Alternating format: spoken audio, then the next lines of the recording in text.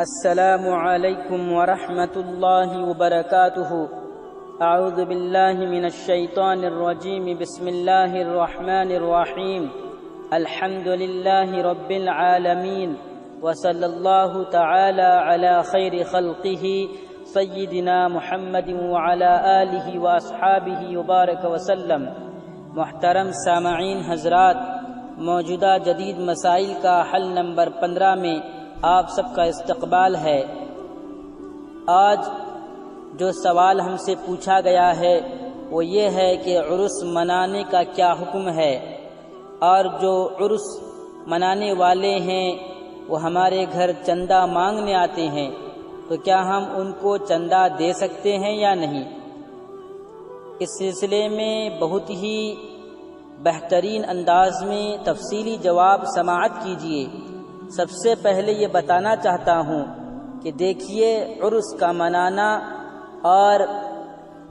مزارات پر، قبروں پر پھول اور چادروں کا چڑھانا یہ ممنوع ہے اور بدعت ہے، لہذا شریعت سے ان چیزوں کا ثبوت نہیں ملتا ہے۔ اس لیے اللہ تعالیٰ کا فرمان ہے وَلَا تَعَاوَنُوا عَلَى الْإِثْمِ وَالْعُدْوَانِ، یعنی گناہ کے کاموں پر تعاون اور مدد نہ کرو۔ لہذا اس آیت پر ہم غور کریں گے اور اس کی روشنی میں اگر ہم اس جواب کو سمجھیں گے تو بہتر ہے کہ چندہ مانگنے والوں کو جو حرام کاموں کے کرنے کے لیے جمع کرتے ہیں ان کو چندہ دینا بالکل بھی جائز نہیں، حرام ہے۔ اگر آپ کے گھر کوئی چندہ مانگنے آتا ہے تو ان کو نصیحت کریں، ان کو سمجھائیں کہ آپ کے علاقے میں کتنے غریب ایسے ہیں جن کے سروں پر چھت نہیں ہے، اگر چھت ہے تو ان کے گھر کھانے پینے کا انتظام نہیں ہے،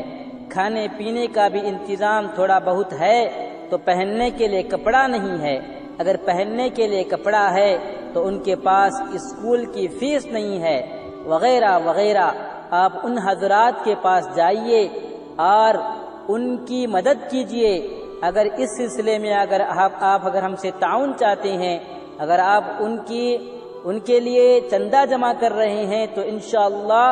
ہم آپ کو ضرور چندہ دیں گے، لیکن ایسے کام کے لیے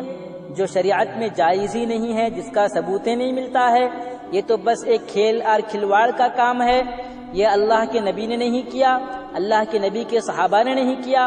اور ائمہ مجتہدین رضی اللہ عنہم اجمعین نے یہ کام نہیں کیا ہے، تو پھر یہ دین کا کام کیسے ہو سکتا ہے؟ تو لہذا ان کو سمجھائیے اور سمجھا کر واپس بھیجیے، لیکن ان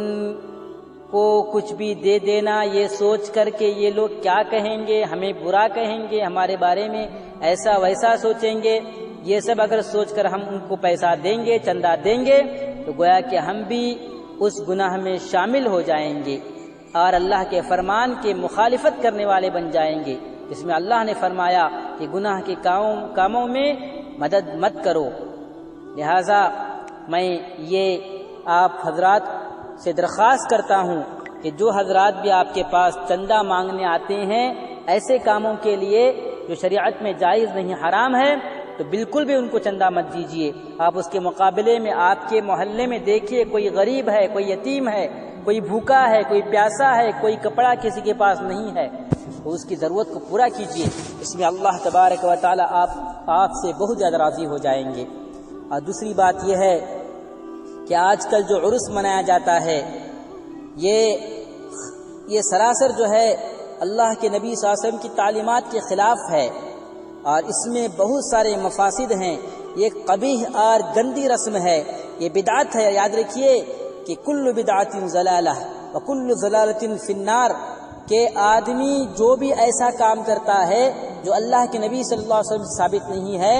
جو ائمہ مجتہدین رضی اللہ عنہم اجمعین سے ثابت نہیں ہے، جو اللہ کے نبی کے صحابہ سے ثابت نہیں ہے، تو پھر سمجھیے کہ وہ کام بدعت ہے، وہ گمراہی ہے، اور یہ گمراہی اس کو اٹھا کر لے جا کر دوزخ کی آگ میں پھینک دے گی۔ تو لہذا ان کاموں کو چھوڑنا بہت ضروری ہے۔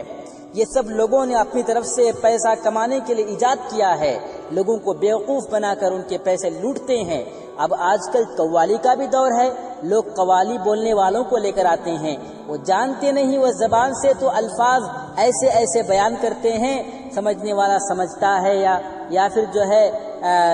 یہ لوگوں کو ایسا سمجھ میں آتا ہے کہ یہ بڑا متقی ہے، پرہیزگار ہے، اللہ اللہ کے نبی کی باتیں بول رہا ہے، لیکن یہ کیا میوزک کا استعمال کر رہا ہے۔ اللہ کے نبی صلی اللہ علیہ وسلم نے سراسر اور بالکل جو ہے صاف الفاظ میں یہ بات کہی ہے کہ میوزک اسلام میں حرام ہے، جائز نہیں ہے میوزک کا استعمال، گانا بجانا بالکل اسلام میں جائز نہیں ہے۔ جب یہ اللہ کے نبی کی باتیں کرتا ہے وہ بھی میوزک میں، تو یہ جائز کیسے ہو سکتا ہے؟ لہذا ایسے پیر فقیر اور پھٹیچر لوگوں کے چکر میں مت پڑو، اپنے پیسوں کو ان پر ضائع مت کرو، اپنے پیسوں کو ان پر برباد مت کرو، جس کے نتیجے میں اللہ کے یہاں پر سخت پکڑ ہوگی۔ یاد رکھیے، یہ مال ہمارا نہیں، یہ جان ہماری نہیں، یہ جان اللہ کی امانت ہے، یہ مال اللہ کی امانت ہے، یہ ساری زندگی اللہ کی امانت ہے، ساری نعمتیں اللہ کی امانت ہیں۔ اللہ تعالی ہمیں ضرور اس کے بارے میں پوچھے گا۔ لہذا میں بڑے درد بھرے لہجے میں کہتا ہوں، آج کل جو پڑوسی ہمارے گاؤں کے پڑوس میں جو